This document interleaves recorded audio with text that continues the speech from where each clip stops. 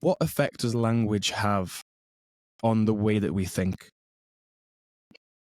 I think it affects the way we think in a lot of ways. I think this is definitely not true for everyone. There are great like Buddhist experts who can disconnect their feeling, their thinking from language, but for the most part, usually, I think we think in words.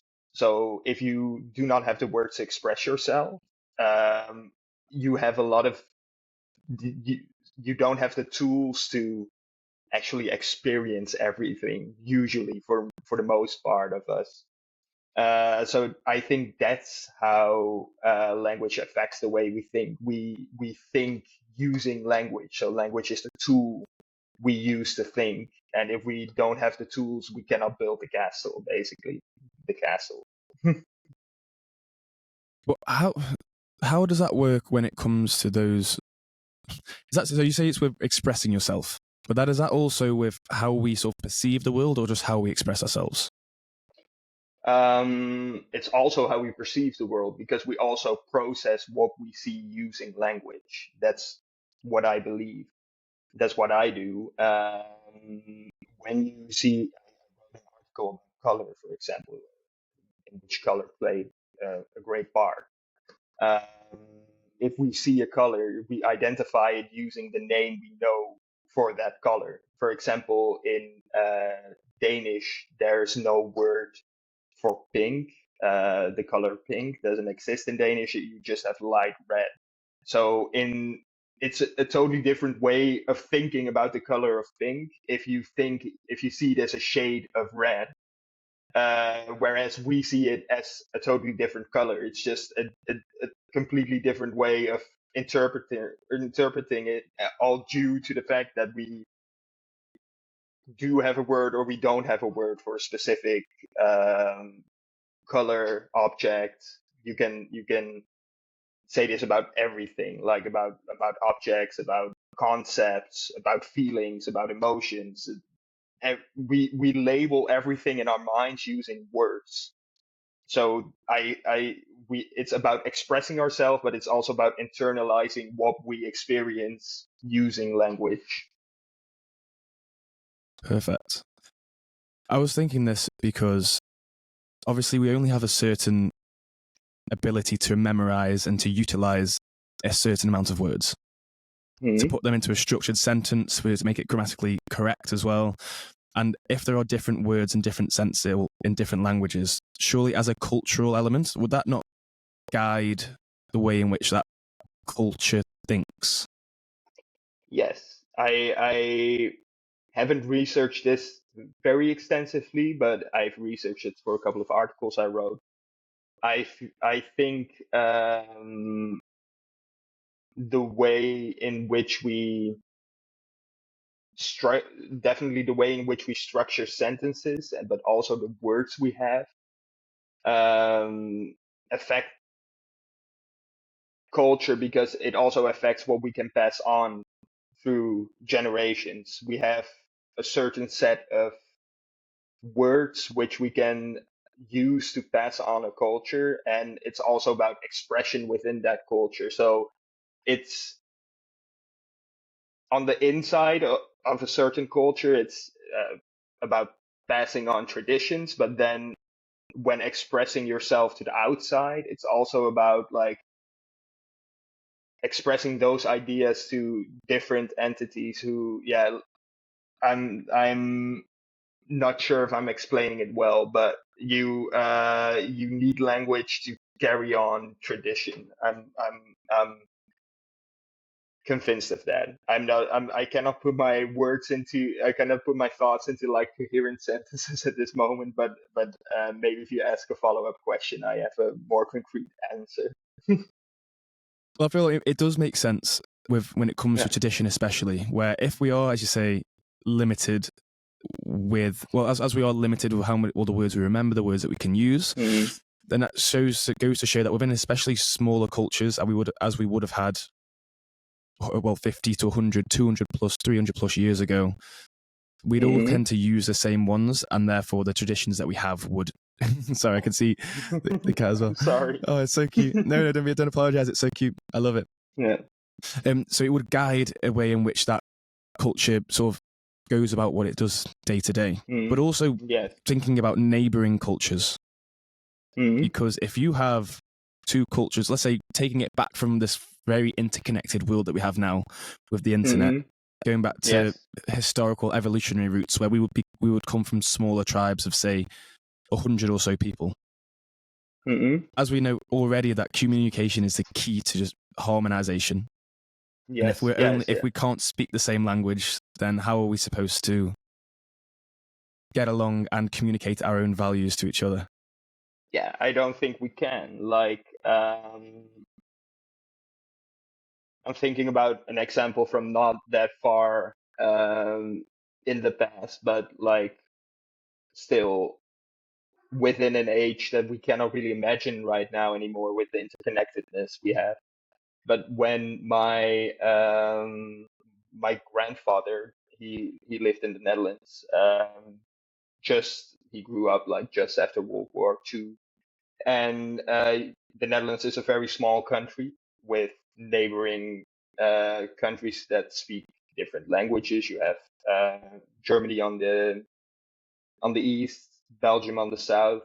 Belgium partly speaks the same language, but partly a different language. My grandfather he didn't know any foreign languages. He knew a bit of English, but not any of the neighboring countries. But his world, his imagination, his experience was constricted to like the Netherlands because he couldn't consume any media from neighboring countries. He couldn't consume any media in French or in German. So you're very much constricted to your own culture, and that also I mean, the propaganda that entails just in its own right as well. definitely, yeah, you're influenced by one entity, the different entities within one culture. If you live in a country in which in which freedom of speech exists, but like if your your your world of imagination definitely gets constricted to one culture if you only know one language. That's what I feel. These days, it's a lot less because a lot of people know English. There's a lot of media produced in English all around the world. But I feel like it's still true. Like when I learn a different language, I feel like a different world opens up as well.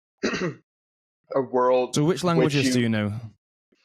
um, fluently, I would say only Dutch, English, and French, like on the edge of fluently. But I also studied Chinese extensively in college. I studied it for 3 years. I lived in China for 6 months, a bit longer. Um, I studied the Scandinavian languages as well when I was younger, so I know Danish, Swedish, and Norwegian quite well. I can not necessarily have a conversation in those languages, but if I hear something or if I read something more passively, I can understand it quite well. I can understand Spanish quite well and get by in Spanish as well. I So, how do studied those Russian for one languages semester. so how do those languages open up different perspectives from your experience? Definitely when studying Chinese, that was the first time when I really experienced this, like the opening up of a different world almost. Because it's so when you read about China, when you hear about China, it's like so exotic almost, so foreign because it's so far away. You cannot imagine anything. When I was a child, like there it just seems like a different world. But when you learn the language, you s- start to understand the daily life of the people in China because you can consume the media, you can read about what they experience, you can listen to their stories, but also just the way in which the language is structured also clarified for me the way in which Chinese people that I knew in the Netherlands spoke Dutch. Like because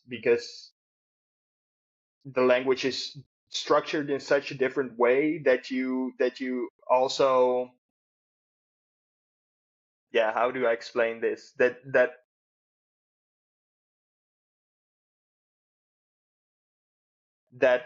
the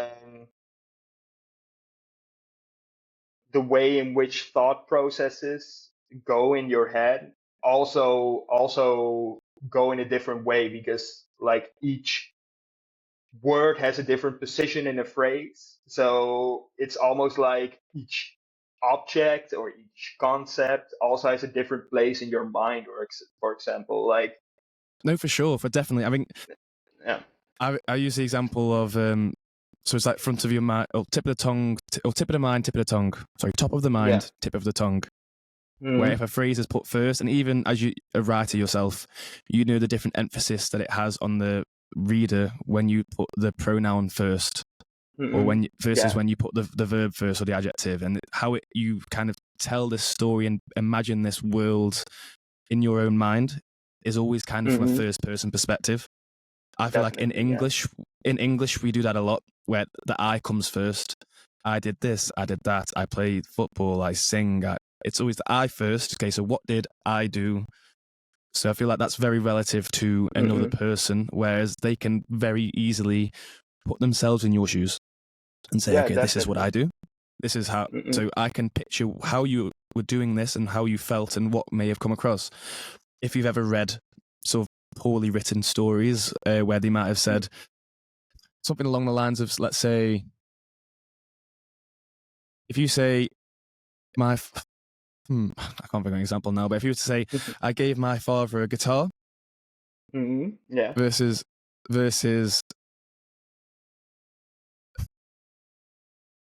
I think how the The opposite gu- might be, but the guitar you I can gave to very my father. Yeah. yeah, which is something that might come across in a Yeah. different language. It kind of Hmm. brings in images of a guitar just Hmm. hovering in the middle of nowhere, and then who you're giving it Yeah. to, you don't know who you're giving it to, and whatnot. Hmm. Yeah. Even In I'd love to English, know. Yes, go on. Sorry. sorry. In English, it's more about the act of you giving it, whether in other languages it would be more about the guitar that's given to a certain person. Like I just wanted to say, because there are English is a language in which the pronoun always comes first, but in Arabic, for example, the sentence structure is turned around. So I think you start. I'm not 100% sure now, but like you start with the verb. Like the sentence structure is all turned around in Arabic, and I can imagine, I don't know Arabic myself, but that definitely influenced the way in which you perceive certain acts or perceive certain actions. Yeah, I just wanted to because that example sprung to mind when you were talking about Yeah. the sentence structure of English. Well, when I was reading your stuff on Medium, that's what Hmm. originally came to mind because I studied a little bit of German throughout school. Not because I wanted to, but because I had to. Bear in mind, so I'm not fluent or don't know the language well at all. But just how you are actually able to think of how the structure of a sentence would dictate the actions of the person or the society. Whereas the example I thought whilst reading your stuff was in German, you often put the verb first or the adjective first. Hmm. So instead Hmm. of saying I have, you can say something like habe ich instead of ich Yeah. habe. You can alternate them around where that puts a very actionable process first. So, and one thing we Hmm. know stereotypically from Germans and German society is that they're very actionable and very Hmm. procedural and very proficient in what they do. That kind of Definitely. well-oiled German machine kind of thing springs to mind. And that was just from reading your stuff there that I imagine that similar kind of process could be in the minds of a lot of people. Because we humans will jump to conclusions straight away. We'll jump straight to what we think is going on before we have the full detail or even you've finished your sentence, even from just body language. Hmm. So if the first thing that comes out of your mouth is a doing word as opposed to a pronoun, that's going to affect that whole centricity of what your intention is. Yeah, definitely. I think that's definitely true because in German, I think there are a lot of, I cannot think of any examples right now, but like I feel like there are a lot of more or ways like in which you can phrase a sentence to be more actionable. Whereas in English, like the tone of voice is also quite passive oftentimes. Like, and that's in German and Dutch, that's something that's also used in formal settings, but in English, it's almost in like daily speech that you phrase sentences in a passive way, and that's not present that much in Dutch or German, which are very closely related languages as well. So I think that's a So very good example. what do you mean Sorry. by? Can you go into a bit more detail of how it's not used or is used in German and Dutch? I'm not sure I quite follow.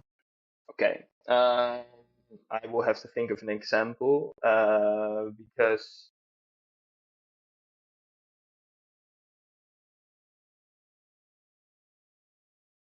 wait, just give me a moment to think of an example. Do you mean the way in which we express or we put emphasis on different words or different parts of a sentence to kind of have different connotations? Yeah. No, that's not exactly what I mean. It's more in like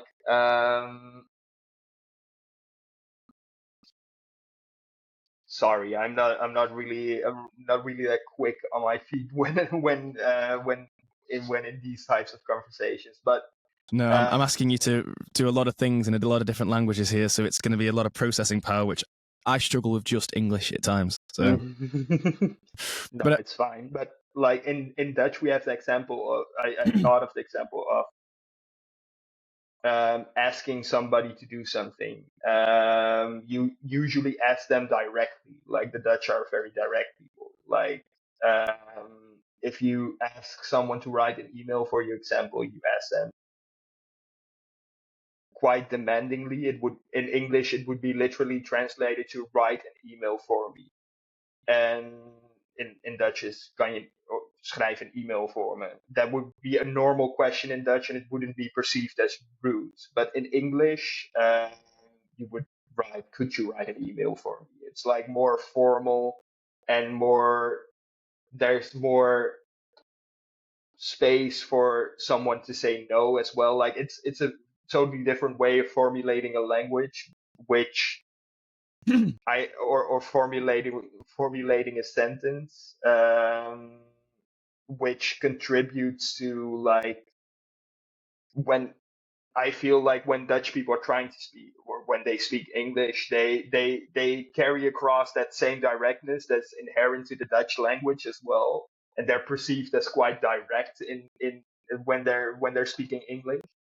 But uh, that's also because it's just a normal part of the Dutch language to be quite direct. It's not considered impolite, whereas in English it is considered impolite. That's kind of what I mean. hmm. I'm sure there are much better examples if I think about it for quite a while, but Well, I it makes cannot. sense. Yeah. It makes sense going back to what we Hmm. were just saying about the I being first, foremost, and most present in English. Yeah. Being that this is the way I kind of try and break it down. I don't know if I'm reading too far into it, but how the kind of mind works and putting things in order and how we perceive information versus how we process it and then action on it. If the Hmm. I comes first in English language, that puts a lot of emphasis on empathy and how Hmm. that person, how it affects that person or the individual.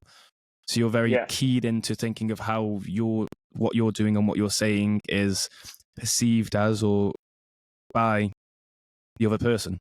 Like you're saying, where Hmm. if I ask you, I would almost have to tip. It almost feels like in English with step or standing on eggshells, as we'd say, Hmm.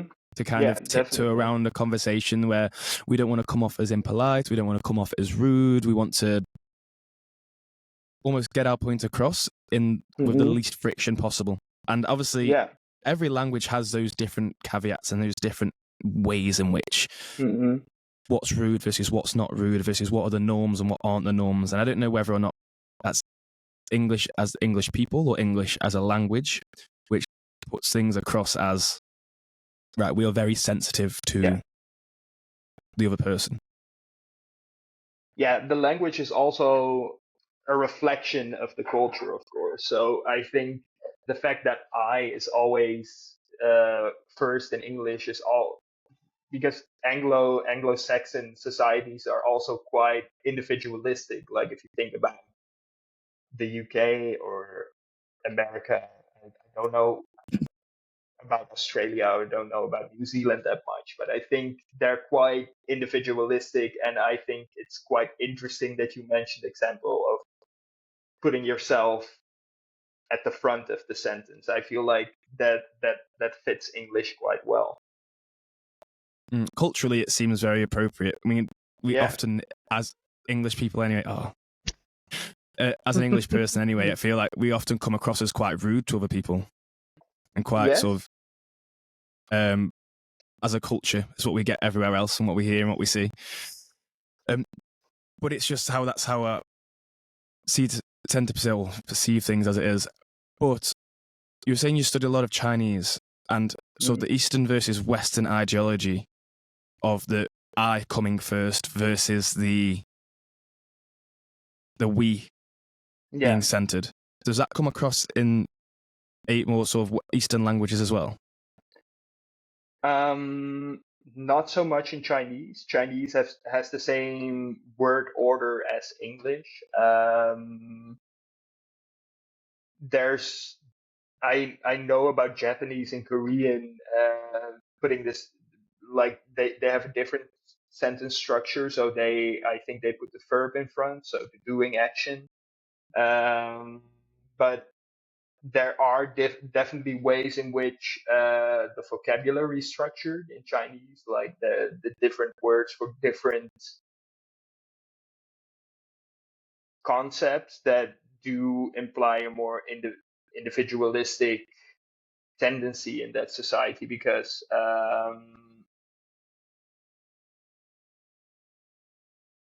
once again I cannot think of a good example. It's really hard for me to think on the spot like this, but I definitely think that the, in the vocabulary in Chinese, like also the vocabulary you learn as a foreign student there, the,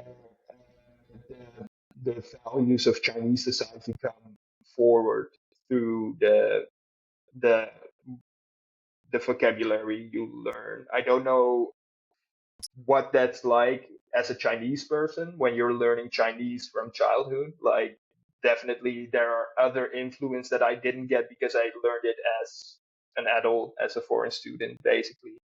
You're always seeing it Um, through the lens of Western language and sort of Definitely, yeah, Latin-based language. definitely, yeah. You're basing your own. Your I feel each language that you're learning. I try to do this as little as possible, but you're seeing it through the perspective of your native language. So you're always measuring a word, you're always translating a word that you learn in a foreign language to a word in your native language. Um, so that also influences the way in which you see, in which you perceive those languages, of course. But I, when I try to completely disconnect from my native language and just think about the Chinese language, I can definitely see how only thinking in Chinese can make you think in more of a collective way, in more of a amicable way. But that's also because of the way the Chinese people I know use the language. It's also really influenced by my experience with Chinese people. So you when I'm trying to think about these things, I'm constantly trying to isolate the language, but language isn't an isolated concept. It's influenced by so much. It's influenced by the languages we know already. It's influenced by the people who we know who speak those languages. So it's very hard to determine what the influence of language is on the way you think, but it's also very interesting to try and do that. That's what I'm trying to do in those articles, like to look up research in which they try to isolate the language, because I'm definitely not smart enough to do my to do that myself. I'm Yeah. definitely not capable enough to like isolate the effects of languages myself. Yet, Yet, still yet, studying. yet, definitely. Yeah. No, so I only ask because it's just obviously it comes a lot from the culture and Hmm. the whole culture. The language, it's as you've written yourself, and I completely agree with. It's not as sort of Mm. isolated as it's not as isolated as Google Translate would have you believe. No, It's no. got its roots, and every word has a very visceral emotion attached to it. And that's not just based on a society, that's based on you as a person, of when you may have heard that first in context, or how Yes. you would, your direct environment. Yes. So, how Definitely. that's where one thing I've been sort of toying in my head is obviously you've seen all of these new AI translator apps, and we can have sort of instant translation with your phone or whatever it might be, or even things with like Twitter using automatic AI translation, so you can see somebody from a different country's perspective on the same issues or same topics. And I thought, that's great. Surely, if we can all communicate and put things across to each other in a way that we all understand, then we're going to get a lot of benefit and a lot less arguments, a lot less friction between different societies and cultures. But now I'm starting to think that that's not quite going to work, because one thing you mentioned a lot, I'd love for you to go more into detail with, is how if you take two languages and then you translate them to a neutral language, the exact same phrase, the perspective's completely different. Yeah. Yeah, I also use this quote in one of my articles, but I definitely think that when you're speaking someone's native language, you're speaking to more of to their heart, and when you're speaking their second language, you're speaking to their brain. So native language connects more with emotions. So I I I always think about like a situation I had abroad, where I was speaking to a person, and I didn't know this person was Dutch. So I was speaking with them in English, um, and after a while, I figured out that they were Dutch, and we both felt kind of weird because we were speaking a different language to each other. It's like it's not really it just gives a bit of a weird feeling, and that feeling is something I cannot really explain in words, but I feel like that feeling is a reason why we would never go to like a communal language, and why AI translating tools also don't capture the essence of a language, the essence of communication, like interpersonal communication, because it gives such it triggers such a wide array of emotions when you hear someone speak to you in your native language, which is which you don't perceive on a daily basis because you have people around you speaking your daily language all the time. But like when you're in a foreign country and you hear someone speak your native language to you, you instantly recognize this emotion of like one, yeah, like I don't know if you understand what I mean, but like I feel like I understand, where it's like your mother yeah. tongue. Like in English, obviously, we call it your mother tongue, Mm-mm, where it's taking that mm-mm, sort of viscerally, emotionally. That's, you hear things like everyone, well, most people have that kind of image of their mother being that kind of nurturing, that loving, that caring voice. mm-mm, It's in your mother tongue. It feels natural. It feels fluent. You haven't got to. You're not on edge. Almost like how people feel safe definitely. within the confines of their own community. But that's not something Yes. that I would see. I don't see that. Well, I would never really experience that being in English myself. So I No. spent some time in France not too long ago, and Mm-mm. I tried to pick up as much as I was there for a few months, so I had the opportunity to. But I tried to pick up as much of the language as I could. But every single time I did, at every opportunity, I attempted to speak French, to get a conversation going in French. The kindness within the French people, of it was almost like they were looking down and saying, "Look, I appreciate the effort. Thank you. However, this is going Mm-mm. to go a lot more smoothly if I just speak to you in English, because the level of English within foreign European countries is so much Yeah. better than any common language I could speak." Yeah. So I don't know Yeah. if it's ignorance or if it's just kind of like, let's just get to the point a little bit. Yeah, I definitely feel like I also do. I used to do that a lot in the Netherlands because we have a lot of expats here as well, and I was like, I'm able to speak English as well. So why don't we just speak to each other in a language that we both know when they're trying to learn Dutch? But then I realized that if they don't get the opportunity to practice, they won't ever be able to like to get the opportunity to know the language of the country they live in, like know it properly.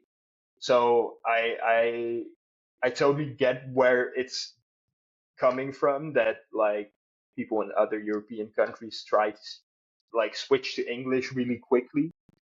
But I also think I stopped doing that. I just stopped switching to English when people speak to me in Dutch, even though I clearly hear they're not fluent in Dutch because it gives them the opportunity to practice as well.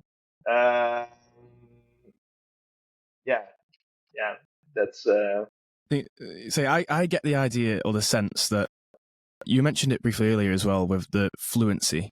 And yes, people are trying to. And you mentioned how when someone's speaking their second language, you're speaking to their brain, you're speaking to their head, not their heart. mm-mm, Which, mm, in a sense, isn't that kind of a good thing? Because I can see very clearly how, even for myself and plenty of just all single language speaking people like myself, mm, if you're speaking English constantly to somebody, you're very fluent and you kind of just a lot of the time take shortcuts and just guess what the other person means unless you're really paying mm, attention to how they're responding and what they're doing and what you're doing. You're very mm, sort of so if you have that understanding and that self-awareness of what you're doing and how you're communicating, that's yeah, a different story. But if you're speaking a second language to somebody, where like if I notice that English isn't somebody's first language, I won't dumb it down to make it grammatically incorrect, but I'll very carefully choose words and choose things which portray myself more effectively, which mm, is something I wouldn't do to somebody who's, say, from a few cities over. Even though we speak the same language, the slang, the words used, and the belief system, it can be wildly different, and things can yeah, be perceived in a different way. I feel like the Netherlands is perfectly poised through its own history of language, having obviously French, Belgian, German, lots and lots of English popping up because of that as well, and I'm sure loads of other different languages as well. What do you see, or what does that benefit? Do you feel like that gives Dutch people? it gives Dutch people the benefit of understanding a lot from different perspectives as well. So I feel like historically the Dutch people were very open as well. I feel like it's becoming less now with like we have a very right wing government right now. Like it's a bit of a counter reaction to all the openness we've had in the past, but it definitely made the Dutch people more open to foreign concepts, foreign interaction, like foreign trade. I feel like compared to a country like France, for example, which has been historically quite focused on itself, also trading with the world, of course, but like the French culture has always been quite like focused on it. Like the French people are not known for speaking many foreign languages like the Dutch people are. And I also feel like in the Netherlands we speak English in a professional setting a lot. I speak English at work. I spoke English at university as well. So it gives I notice that when I'm thinking about rational subjects, rational concepts, that it's easier for me to think in English. And I also realized that I have the luxury to do this because I learned English from a very young age, like because it's mandatory in the So, Netherlands to learn English. so when you Yeah, say you're thinking, you find it easier to think about rational subjects in English definitely. as Yeah, opposed and to your native language. yeah, definitely not so much when speaking because speaking is a very feeling driven activity. Like having a conversation is very um, there's a lot of empathy in a conversation. There's a lot of like body language, reading each other. Like those are all emotional things. So when speaking, it's always easier for me to speak Dutch. But when I'm writing or when I'm reading or when I'm thinking about something, even when I'm making notes about something rational, I usually do that in English or in another second language that I know. Um, because it makes it easier to like follow steps, like to systematically work out a problem, um, because it's you're thinking with a different part of your brain, a part of your brain that's more better equipped to handle these rational processes, I think. So you can use that to your own advantage with different subjects and different areas. Definitely, I know from my I know that when I have to solve a riddle, for example, that it's easier to translate the riddle from Dutch to English and then think of the solution to the riddle. So before Some more lateral thinking. definitely, Is it? yeah. How did you figure that out? Um, Is it something that people or Dutch people know? no, Or is definitely it just not. something you figured out for yourself? No, it's something I figured out for myself.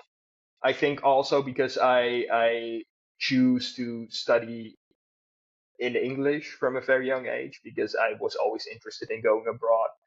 Like in the Netherlands, you have this system in which you can have high school in two languages, so you get subjects in Dutch, you get subjects in English as well. So I did that for a while, and then um, I studied in a college where English was the main language as well. So and I went abroad, and throughout those years, I noticed that rational thinking is easier in English. Like it's also a chicken and the egg story because I always studied subjects in English.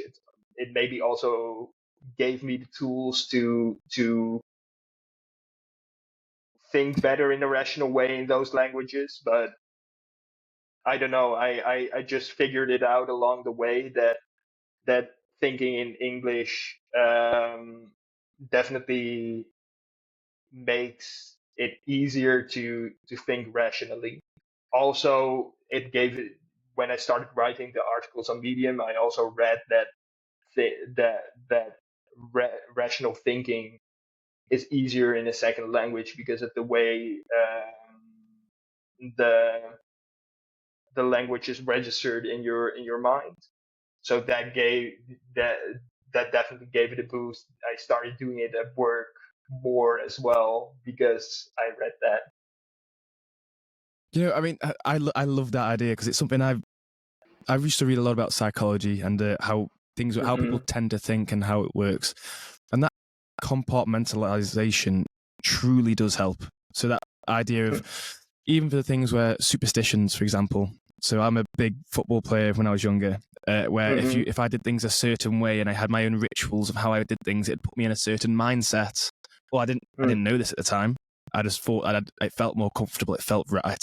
Things like putting your socks on in a certain order, or tying your shoelace in a Hmm. certain way, or doing things like that kind of order and strategy to how Hmm. you would go about your actions would put you in a mindset of Yeah. confidence where you are then better able to perform different things. Where, in the same way, where if I'm going out with friends, or if I'm going out with friends, I want to be quite relaxed beforehand. I'm not going to have 5 coffees and get my mind all wired beforehand because I'm not going to be able to relax Hmm. to speak to them more casually and emotionally. Hmm. But if I was doing Yeah. if I was doing a test, if I had a test at school, for example, then I'd want to rev my mind up a little bit to get ready so I can be firing on all cylinders. But even Yeah. from the example of whether it be the clothes that you wear, putting things in a certain way in your head, or the actions that you take, but knowing that a whole language can kind of jump you into a certain mindset for different things it makes a lot of sense because you get a lot of say people say Spanish and French or Italian are very seductive languages. Definitely, yeah. And then a lot of people in those countries portray those kind of traits because of that. And it's not just the language, it's that connotation it has with the language. But if I were to read something in German, it's very and it's has that kind of different idea viscerally as a feeling, not just the words, not just what you're saying. Yeah. And it makes it, that's so cool, because I had a friend of mine who he's Dutch as well. I say a friend, I met him on Xbox years ago. We used to play, somehow met on Xbox when we used to chat to each other. And he spoke perfect English. Perfect English, well, more American English. And he'd never had an English lesson in his life. He said the only way he taught himself exactly how to speak English from watching Cartoon Network as a kid. Yeah. So, Dutch people say that all the time. like they had the, Yeah, no, go on. you Sorry. No, I feel like it's definitely an advantage of what you were saying, like about the Romance languages, about Spanish, Italian, that it has these connotations of being like a very romantic language, and like also what the example I gave about like seeing English as a more rational language. It definitely has like compartmentalizing those ideas. I feel like it's definitely a good way to go about things, but it can also have its negative sides. For example, I'm less confident speaking about myself in English because I've grown to see it as a rational language, and I'm not I so you should also, like in my case specifically, I really have to be careful not to to place languages in a specific corner and not being able to get them out of there anymore. So I just wanted to add that to the conversation. yeah, no, I can imagine so though, where I don't feel like it's so much that English is a rational language. No. So much that the way in which you've studied with such detail, with a microscope, looking at the language and how it's broken apart and how it's made, it's kind of made it rational for you. Where if Definitely. you look at, let's say, a musician or a singer or even a rapper in English, they would see it more musically and go off the tones and the notes and the levels and the harmony of the words themselves, as opposed to the structure of how it grammatically makes sense. So you get some people who, when they speak, the passion flows out of them. You can follow it along as if it's a song, from the high notes to low notes and everything in between, and it works so fluently. Whereas as a second language, having to learn it specifically, it kind of does break it down. In the same way that I see German, is that I see it very rationally because I had to, or else I wouldn't be able to understand it, which is something you would not get. Whereas if you learned, I feel like if you learned a language in that country, as a byproduct of being there, as being part of the culture, as opposed to studying it, I feel like you'd get a lot more of a cultural and, let's say, effective way of speaking. Yeah, I think so too. I think I should be careful not to compartmentalize languages too much, because as you were saying, that was what you were saying, like there are also great rappers or great musicians in English that speak those languages from a very different place that I do. And I want to be able to see all facets of a language. I don't just want it to be fit for one purpose. It's very handy to have a language to have a different language fit for a different purpose. But languages are so much more than just one purpose. So I think I should be careful with not compartmentalizing a language too much, even though it can be very handy at times. Yeah, no, for sure. I mean, it takes the magic out of it, which is the part that I love. As for me, doing my podcast and speaking to people day in, day out, I love the communication element. And the one thing which I love about language in particular is when somebody goes into flow, which I can imagine for yourself being very hard to do in English, where when people go into flow, they do not think about what's coming into their head. Where it's where you could very easily, unless somebody's rehearsed it really well, you can tell if somebody's reading something from a script versus saying something from their chest, from their heart. Yes. yeah, I work in communications myself, and I have to talk to people on the phone all day, basically. And when I'm doing it in Dutch, I never have anything as a script. Like it just comes naturally. Like you can have a natural conversation. It flows, like you're saying. But when I'm doing it in English, I have to make notes because I have to I have to make different points. Like my thought, I really notice that my thoughts are structured in a different way when I'm thinking in English. Uh, they're a lot more messy. I also get more like conscious of the words I'm speaking, like when I'm speaking English, because I know it's my second language. I'm I'm sure I can speak it quite well. I can write it flawlessly, but like I don't want to come across as someone that doesn't know English quite very well. So I get very self-conscious when speaking in English on the phone at my work because I have to come across as professional. So then I tend to make notes.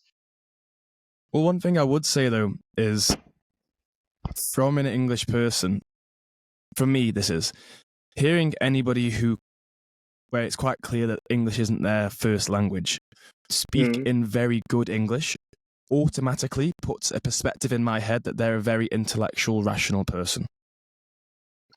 I don't know what that might be because, well, differently, I suppose, to somebody who speaks English, maybe not as their second language, but is very, very good and passionate with their words.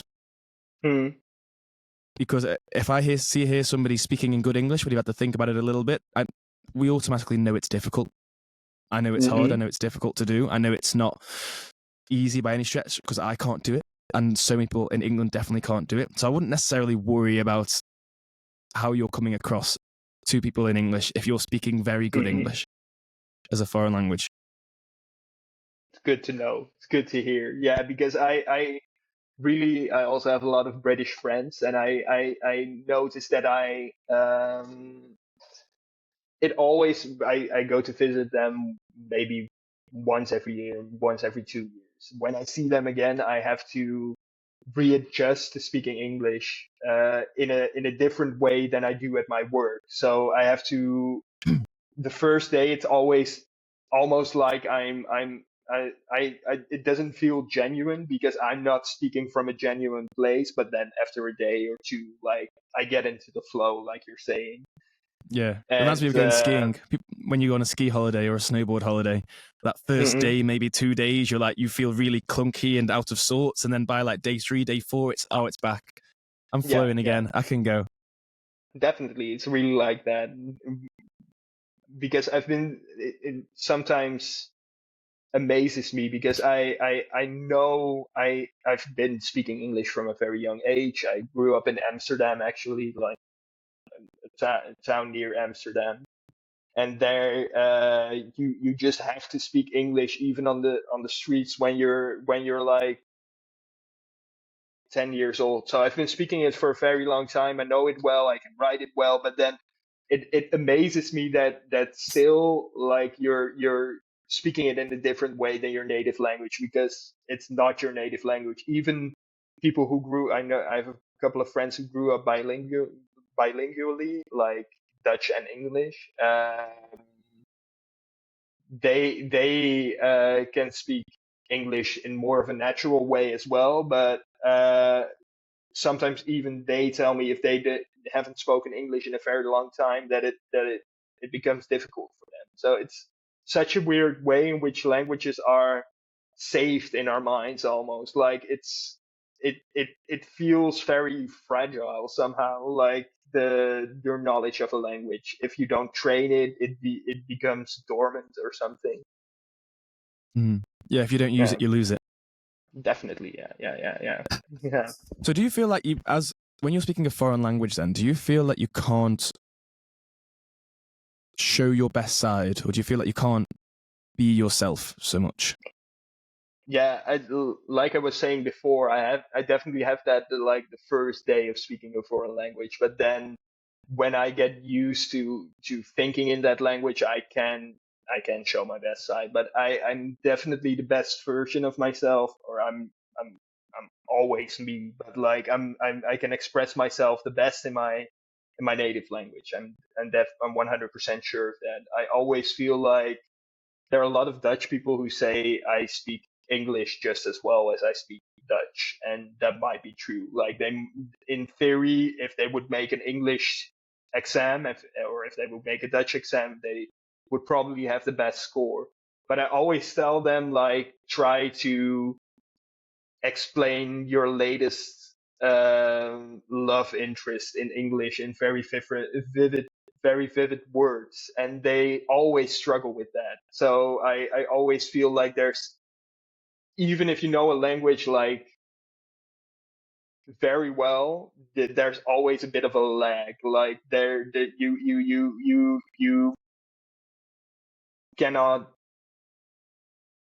express the same things in different languages if it's not your native language. So with that being the case then, do you feel that we'll never really truly have sort of one main language, universal language? Or would I ever be able to converse with somebody on the other side of the world as if we were as one? Or one of the same? Mm,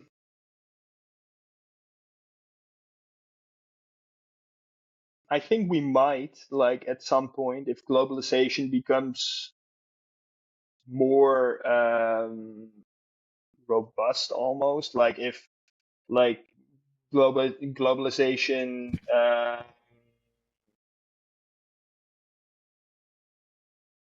makes languages develop more towards each other, and it almost like creates a new form of,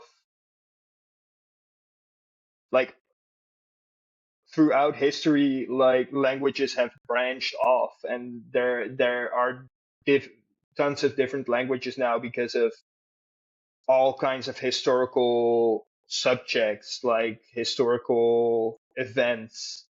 And if history makes us go more towards each other, language probably will go more towards each other as well. Maybe it will be a form of English because we're all speaking English right now, but like, if English would become like a universal dominant language, I definitely feel like it would be adjusted to other languages as well. Maybe vocabulary of other large languages would seep into English, like maybe Spanish words, Portuguese words, Hindi words, Chinese words. I feel like it could happen, but I also feel like people are too attached to their own culture and their own language to make it happen on the relatively short term, the relatively short to medium term. If this would happen, I would think that it would only be in like 500 years. That's Yeah, I a mean, that's a wild guess, but like, not in the short term. because I mean, a way in which language itself has developed over centuries and centuries, it's not Mm-mm, it's not fast by any stretch of the imagination. It was very interesting reading back through your articles and seeing how it's taken hundreds and hundreds of years and dynasty after dynasty and mm, colonialization and taking over and whatnot, which is something we don't, well, to force that language. A lot of time it's one culture imposing itself on another, forcing mm, it to take on their language, mm, which is what left those roots there, and is how things are still there now, where we're not a culture that tends to do that very often at the moment. To say that won't change, we don't know. However, one thing, as you say, having people, was it over 1 billion people speak a second language, or English as a second language? yeah.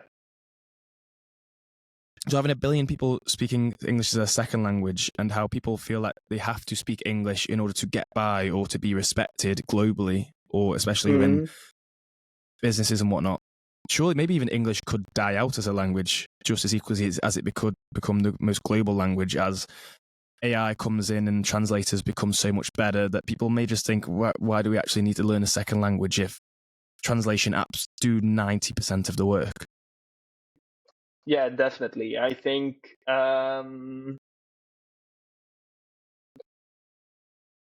it depends on the way in which AI will develop, but you will always need a language to communicate, like face to face. You can do that with AI as well, of course. You have those apps which can translate instantly. But I feel like speaking through an app would take away even more of the magic than speaking to someone in a second language. So I don't see that happening really quickly, but it could definitely happen. I also think there would be a possibility for English to be replaced by a different global language. Throughout history, there have been many like lingua francas as well. Different lingua francas that always like reflected the power dynamic in the world. These days, the US is still the most powerful nation. It will probably not be.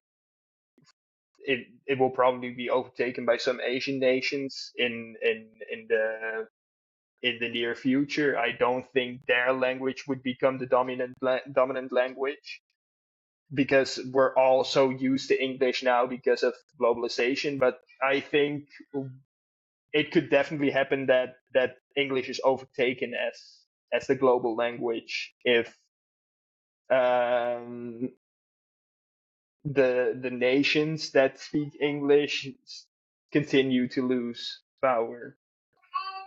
So I thought that as well, and but then when I was thinking about it, I looked. Sorry, is that what was the cat's name again? Szechuan. Tetchman. Yeah, he's being a bit Screaming in loud. the back. So the way I looked at it was,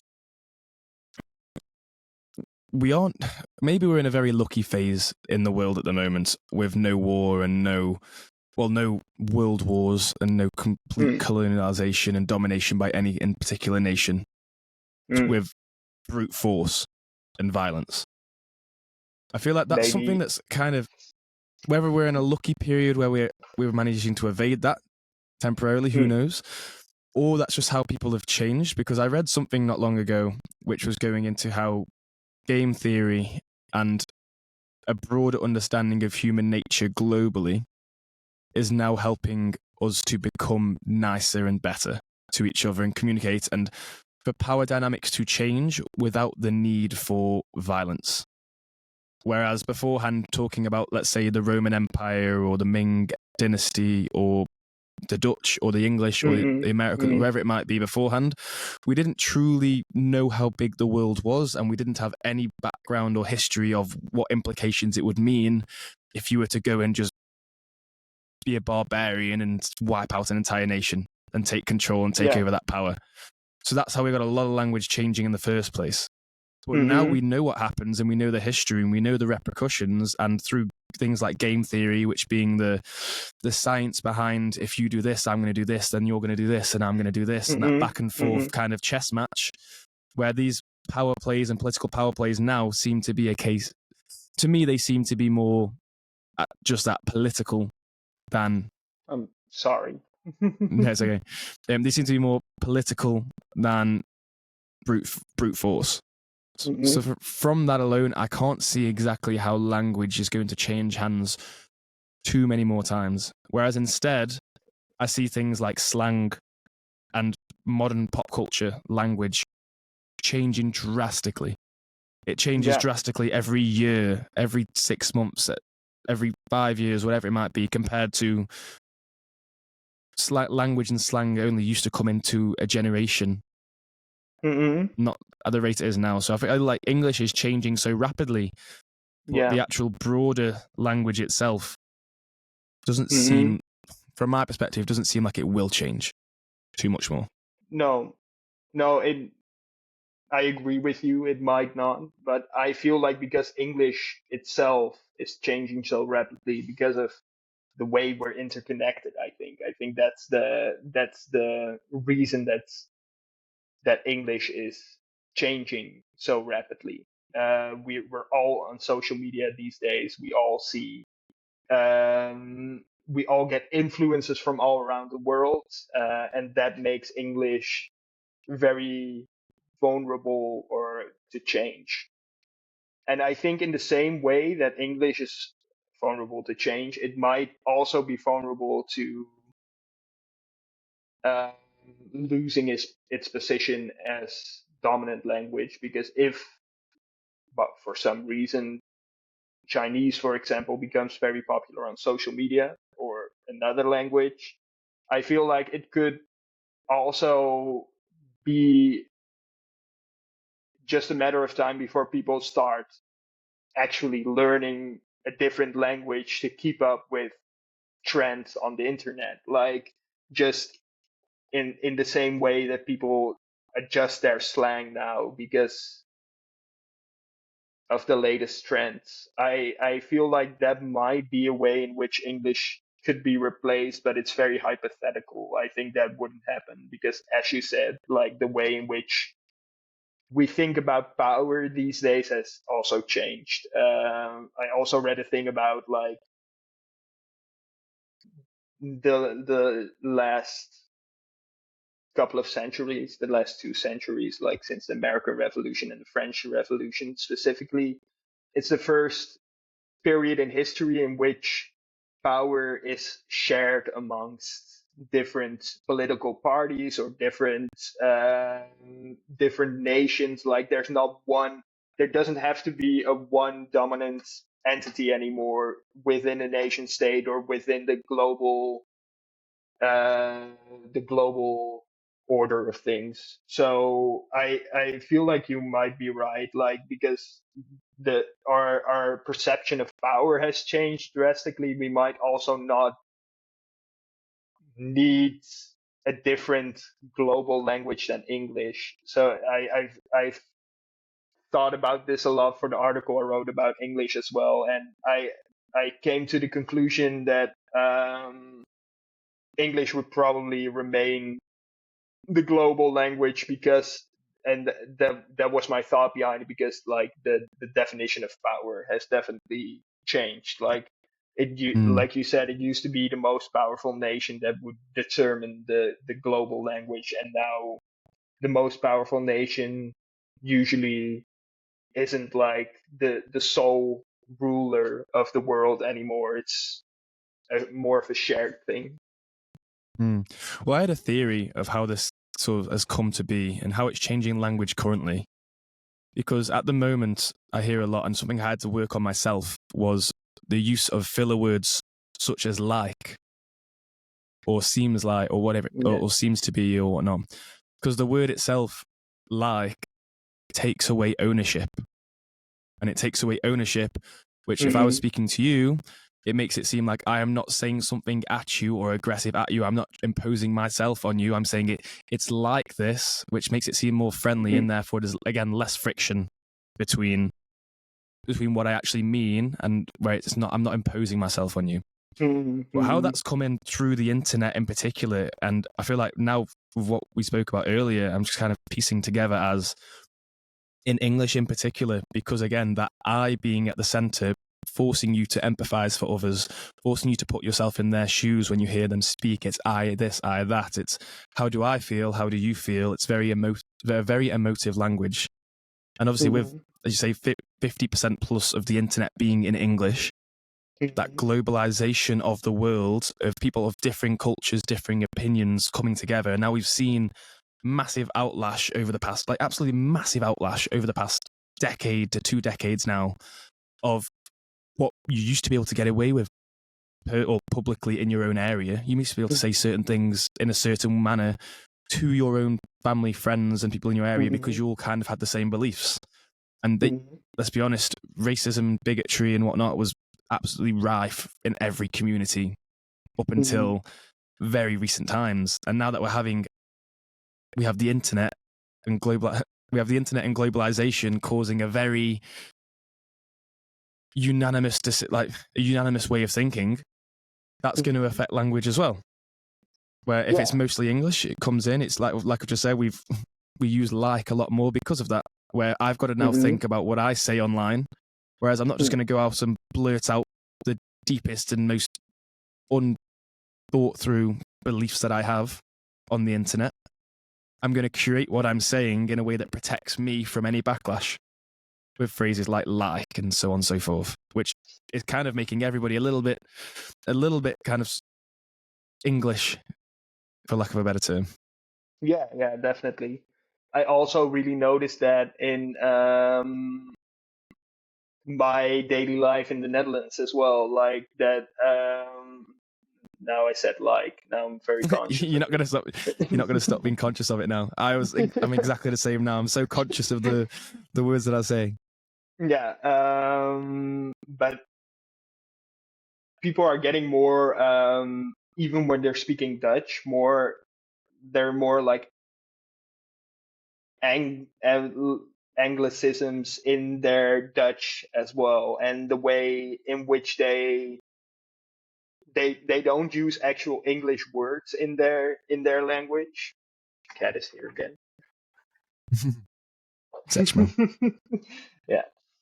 But they don't use actual English words in their language, but the way they formulate sentences, the way they sometimes literally translate phrases from English into Dutch, that it's something you didn't see 10 years ago. It's something that came with the popularity of social media. I was discussing this with a friend lately, and I had a very good example, but I can't think of it, of course, right now. Um,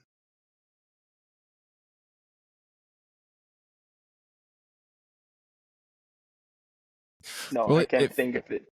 that's okay. Well, it feels to me very much so that it's the language itself that we use is secondary. It plays a part. Mm-mm, It's a very yin yang. It's you can't have one without the other, so to speak. But it feels to me it's very secondary to how we feel inside and it's how we express ourselves. So to see the things like coming more into play, and we're being very cautious of the words and the terms that we use to not be so imposing and to not invoke any aggression towards another for our own mm-hmm, self-protection. Because of that mass globalization, I genuinely start to feel that is what has caused so much anxiety and depression amongst people, especially the youth of this age, because we no longer speak our minds. We can no longer confidently portray ourselves because of the fear that not only that we might say the wrong thing and offend loads of people, but the fact that may, quote unquote, cancel us, or that might yeah, cause a different sort of it has outreach. We are now beginning to see the outreach in a way that we've never had before in human mm-hmm, existence. Where if I said one thing beforehand, then it may have been politically incorrect or just outright wrong, or it just wasn't very thought through. Maybe the people in that room and a few others by extension may hear about it and hear the word of mouth about it. And it mm-hmm, doesn't really matter. It's going to be forgotten about. It might be a little bit embarrassing or whatnot, but it's not going to potentially ruin me. yeah, yeah, yeah, definitely. And we're also because we're seeing that global situation, we're also internalizing everything we're hearing. So we're even if there's not people around, and even if we're not talking on the internet, even if we're just talking in a private situation, we also measure ourselves to the standards of billions of other people around the world that are speaking English. We have so much to live up to because of globalization, because of being able to understand everyone. I think Definitely. so. That yeah. So I was wondering how that came across to other languages in particular, where, as you say, that powerhouse of a nation almost controls the dialect, and that was it Franca lingua? What was it called? Lingua franca. Lingua That's like franca. it's a language that different uh, different people who speak different languages use to communicate. So Hmm. where you're a native English speaker, but if you would be like a French speaker, I would be Dutch speaker. We would be speaking English. English would be lingua franca. Hmm. Because that's what kind of caught my attention straight away was if we're both speaking in English, but English is my mother tongue, my Mm-hmm. natural language, the way in which we speak to each other, there is always some power dynamic Mm-hmm. subconsciously within ourselves. So do you feel like there's people who speak English naturally or from birth, do you feel like they have a large advantage over those who don't, because in which they can portray a more, say, they can portray themselves as more of an authority because they are more confident in their words and they can speak more fluently or even elegantly than those who might Yeah, not as a first language? I definitely think that's true in certain contexts. For example, if you want to be, um, if you would work in a very large international firm and you would want to work in communications there, I think you would definitely have an advantage if you would speak English. But in other aspects, like especially in like seeing seeing the way in a certain or seeing the world in a certain way, or being able to when usually when I speak to native English speakers, sorry for interrupting my sentence midway, but I'm just arranging my thoughts here. Usually when I speak to a native English speaker who hasn't traveled a lot, um, and, and I speak to a native Dutch speaker who hasn't traveled a lot, like Dutch people who stick to their own town, English people who stick to their own town. The Dutch speaker still speaks English, and they're still able to like gain an understanding from more than just their own culture, even though they don't really go out of their own culture. Like even if they're in their own country their whole life, they're still able to enjoy other cultures because they're basically forced to learn several foreign languages in high school. Um, Whereas people who only speak English and don't really go out of their own bubble, they're only exposed to like English media, and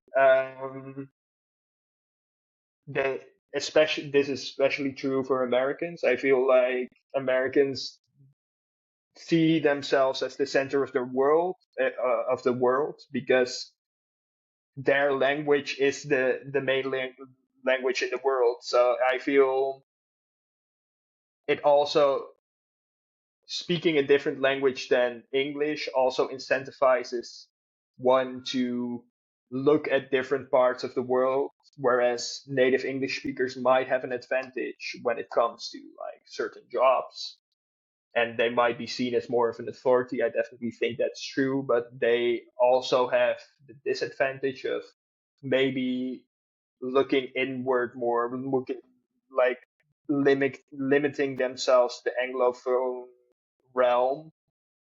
And also, if you don't know a second language from a young age, it's also harder for you to acquire second languages at a later age. So I think when it comes to language acquisition, it's definitely not an advantage to be a native, not necessarily a native English speaker, but a monolingual native English speaker. Because that's why I looked at it as in the argument between specialization of a topic or subject, or aka a language, versus that varied gains, versus being that kind of jack of all trades in an area.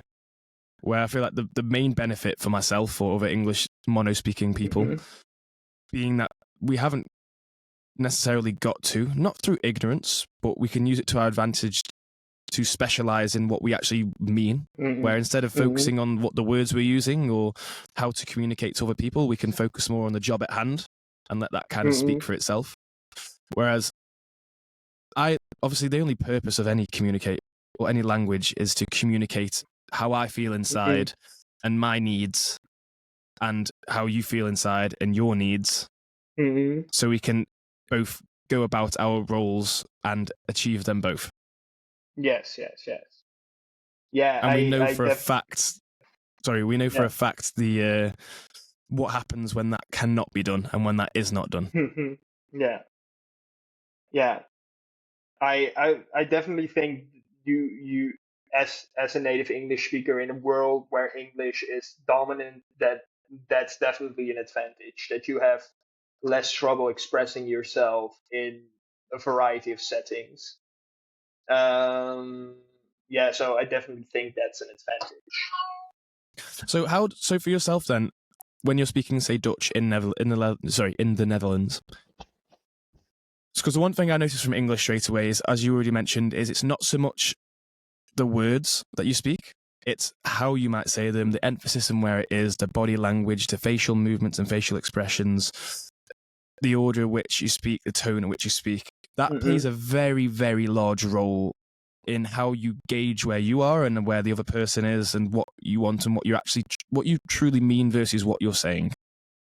Because that's the main disadvantage I see with anyone who speaks English as a second language in England, is that it takes a long time of being within that culture to grasp those different concepts and to be able to really feel at home in that nation. Do other languages in other countries have those same connotations to the same extent as English? What do you mean exactly? Like like in a way that you feel that you get the unspoken nuances of a language. Yeah. Yeah, I I definitely feel for I've studied French quite extensively. I definitely feel like that's true for French. You can know every word a French person is saying, but because their spoken language is so culturally influenced, there you definitely also have to have knowledge of the culture in order to be able to actually speak French fluently. Because Yeah. that's the main sort of issue I always saw with it, being that, right, if I can speak to you and you can speak to me, English isn't your first Mm-hmm. language, but if I were to say something and give you a certain look, you'd be able to read straight away, and that subconsciously you're going to start to rearrange how you act versus, or just to Mm-hmm. respond in a way which we can both understand each other more Yeah. fluently. I feel like that's Yeah. something that Yeah. AI is not going to be able to help with either. No, no, definitely not. I think body language definitely in face-to-face interactions. I have it less when I talk on the phone. Then when you're talking on the phone, you're minding your tone more. But when you're speaking face-to-face with someone, I definitely try to use my body language as an addition, like almost as a boost to the words I'm speaking. And that's something that you and I probably share because we're from very closely related cultures. Like a certain facial expression you make, I can recognize.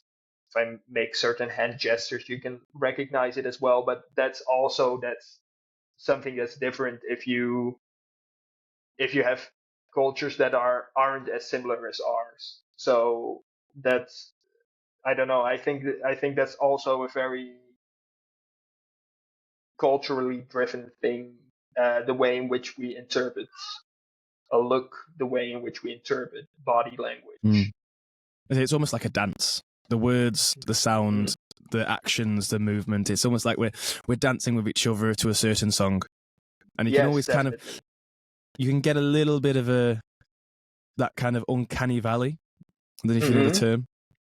So the uncanny Yeah. valley being that something being so close to right, but not quite right, that Hmm. you kind of get a little bit of suspicion with Hmm. what you're doing or what's going on. There's been very few people who speak English as a second language, which I can tell get those nuances as well. And they say sort of Yeah. like humor is a big one of those as well, where somebody, even if you might speak perfect English, the way that I portray humor and try to get a laugh Hmm. isn't going to be completely different to how you might see it and whatnot because of Hmm. those cultural differences. But so if Yeah. you, from your professional, I will say professional opinion then, what are some of the key things that are vital if you were to try and learn a new language, a second language, not necessarily if you're bi or multilingual? Hmm. how would I go about learning a second language? What are some of the common mistakes? Yeah. What should I look towards, and what is more important than Is other this things? given you're living in the language or living in the country that speaking the language, or if you're living in a country that's not speaking the language you're trying to learn? Let's go both, because I know they're very different Okay. questions. Yeah, because when I try to learn a language that I don't have like regular exposure to, I just try to learn the basics, so the basic grammar and the basic vocabulary, and then just try to get as much exposure as possible. I try to look at YouTube videos. I try to look at series, like listen to podcasts in the language I'm trying to learn. You And watch have to Cartoon have like Network. watch Cartoon Network. You have to have those hooks that you recognize before you start doing that, of course, because otherwise you're just listening to gibberish. But if you when you have those hooks, it's I find it very valuable to just consume as much in the language that I'm trying to learn. One thing I also really like to do is to listen to music, translate the lyrics. That's like 200 words you have right there. And it also gives you exposure to like grammatical structures. Yeah, so that's how I'm trying to go about it. And of course, just speak as much as possible. Like when I go to a Chinese restaurant, I always try to order in Chinese, try to have a conversation with the waiter, like that kind of stuff. Like that I think that's the most important part, because then uh like interacting with someone from a very from the very early beginnings, when you have the basics down, you should just try to interact with people, because then you notice where you're going wrong. Like then you notice the things you don't know, because if you're studying by yourself, you're focusing on the things you know, you're working with the things you know already. Like you should also have someone to point out the things you don't know yet. So that's when Hmm. you're living in a country that's not speaking the language that you want to learn. Um, if you're living in a country that where the people do speak the language you want to learn, I would just say go out as much as Go and live. possible. And Go hmm? and live. Go Go and and live. live, yeah, basically. Like, and it's also easy because in the Netherlands you have a lot of expats as well, and it's easy to get caught up in a bubble of expats where they only speak English. So I would definitely say like join local clubs, like find local friends, like speak to them as well, because maybe from pretend my that maybe yeah. pretend that you do not speak English. Maybe pretend that you're from a Hmm. different country entirely, so they do not Yeah. even attempt to speak English to you. Hmm. Yeah. They're not going to Yeah, attempt it because they think you won't get it. that would be definitely be a good idea. It's a good way to go about it, I think. Yeah, yeah. I go out of that like expat bubble when you're living in a foreign country. Like I've from experience, I know that it's very comfortable to speak to stick to like the cultures you know when you're living in a culture that's very different than your own. But like I would say, use that experience, use that time that you're there to definitely soak up more of the culture and soak up more of the language, because for me definitely when I was trying to learn Chinese, I studied Chinese for 3 years before going to China. And when I was in China, like I learned more in those 6 months than I learned in the 3 years studying Chinese before. I imagine. It's So you did it. Did you study Chinese as a language at in university, or just for yourself? yeah. No, in university. I didn't study it Okay. as my main subject. I studied international business, but with the international business degree or course, you also had to study a foreign language, and I choose Chinese. Just to make things harder for yourself. Yeah, yeah, yeah. For the sake of I it. already I had already like had an interest in Chinese before going to college as well. So I studied the basics. But like in formal education, I studied Chinese for 3 years. And then I So, went to China for half a year. so obviously, most people nowadays, if they wanted to learn a second language, barring being in the culture itself, I feel like a lot of people would go towards, say, like Duolingo or other Mm-hmm. language apps. Do they have merit? Do they actually, in your experience, are they good value? Obviously, being in the country is number one. Yeah. Living there is number one. But do the language apps? I would love to know the success rate for, Yeah. say, Duolingo. Yeah, I don't know that, but from my own experience, I feel like they're good to get the basics down. I used Duolingo to get like the basics down of Spanish before I went there, and like what I was saying about like exposure, like listening to podcasts, listening to series, watching series. Um, Yeah, watching series with in that language with your own subtitles, yeah. But or you vice still versa. need. Yeah, definitely. But you still need those hooks to be able to get something out of it. Those hooks being words you recognize or sentence structures that you recognize. Yeah. And to acquire those, I think Duolingo is quite effective. Like if you're just trying to get the basics down before you go on to expose yourself to that language, I feel like it's Hmm. quite effective. I've used Duolingo quite a lot, but I've never felt like I've learned a language just with Duolingo alone. It's a valuable asset, but it cannot be the only thing you're using to learn a language. Of I course. don't know about other apps. There are apps that are more effective that you can use that you that are the only resource you need. Yeah. But I suppose. I I mean, cannot it's imagine. yeah. Thank you. The last one I want to ask you, though, because I know time's ticking on a little bit. Have you seen the movie Arrival? Yes. Yes, I have. Yeah. I've seen it quite a while ago. I am trying to remember the plot, but So I'll just go over it quickly then. The plot, with the plot being very related to language itself. mhm, The whole idea is about the whole idea being about how language dictates how we think about the world and how we view the world, and it takes that to the nth degree of the mhm, language of these aliens that come down that we're trying to figure out and understand. Their language is not linear like ours is, but in mhm, a full circle, so that it encapsulates the present and the future and the past at the same time. mhm, Obviously, that's to that extent where, in actuality, I feel like the point it's getting across is language that you speak and understanding other people's language allows you to fully understand their culture and their intentions. Because within the movie, for the longest time, whilst trying to translate what they were saying without understanding, it seemed like they were trying to attack humans, and that therefore mhm, we needed to respond with retaliation and with mhm, violence.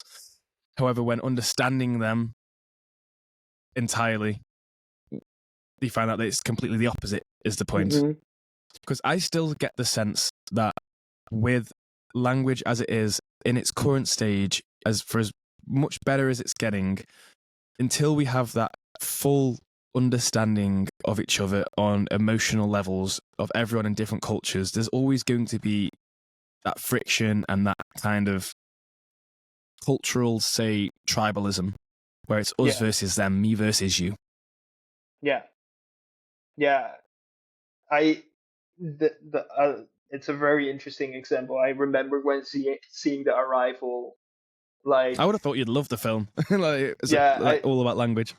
I loved it, but I'm not a big like I love the film, but I've only seen it once so far. I have to see a movie more than once to appreciate it. Did you Um, watch it in English or Dutch? I watched it in English. Like in the Netherlands, all English speaking movies are just shown in English. They're not Okay. translated. Okay. So yeah, I found it very interesting, but I definitely think that like that full understanding is something we still have to achieve. Like the only way we can achieve that is to learn more about each other's cultures, and in the process learn more about each other's languages, because language and culture are so closely intertwined. Um, but on an emotional level, learning someone's language is probably, the cat is here again. But learning about someone's language is not always enough to understand someone on an emotional level. So it's also, next to learning about someone's culture and learning about someone's language, I think it's also important to just learn about humans. You learn about people, like learn about emotions, like other forms of intelligence as well. Like you have to connect with someone on a deeper level. You can go beyond language, I think, to understand someone. Language is a very nice tool to help to understand someone, but if there's no willingness, no empathy, no efforts in trying to understand someone, language is just an empty shell as well. I love that. Yeah, It's the ultimate kindness to try and understand somebody else. definitely. Forget about yourself for a little bit and understand someone else. It reminds me a lot of a famous quote. I don't know if you heard it beforehand, but I can't remember who said it. But it was about language itself and people and understanding that it was that if a lion could speak English, you'd still not be able to understand each other. No. Because the cultures, the lives, the livelihood, the understanding of the world is so different. You still wouldn't be able, even if you spoke the same language, you wouldn't be able to understand what each other was saying or get on. And that is obviously, again, a very accentuated example. Mm-hmm. But obviously the meaning being that if somebody from a different country, from a different culture, from a different continent, even speaking the same language, we're going to really struggle to understand them unless we're trying to unless we see things through their lens of the world. Mm-hmm. Yeah. I think it's easier to learn someone's language than actually trying to understand them as a person. So I feel like that's the most important thing if we want to achieve actual understanding, just like in the Arrival. It's all about learning their language, but it's also about showing empathy, like not seeing the unknown as something dangerous, like I feel we as humans tend to do a lot of the time. If someone's from a different country, we tend to see him or her as a threat instead of something that we should aspire to understand, someone who we should aspire to understand. Like it's there's way more to understanding someone than speaking their language. That could quite possibly be the most profound. That could quite possibly be the most profound thing that anyone's ever said on this podcast, and I love it to pieces. It's easier to speak someone's language than it is to understand them. Definitely, yeah. I Yeah, and think that's what we're aiming to do. true. Yeah. But thank you, Stef. Thank you very much for coming on, speaking to myself, and I'm just an idiot who only speaks one language. I don't think so. It's just your context, like the way doesn't make you an idiot if everyone's situation is different. Well, thank you. But I mean, you've shed a lot of light on the way that I think more than anything, what bilingual people think, or how bilingual people think, and how it kind of language itself can distort and clarify different areas of the mind, different areas of different activities and different actions as well. And it's something I had no idea about, and I thank you very much for sharing it. No problem at all. Thank you for having me.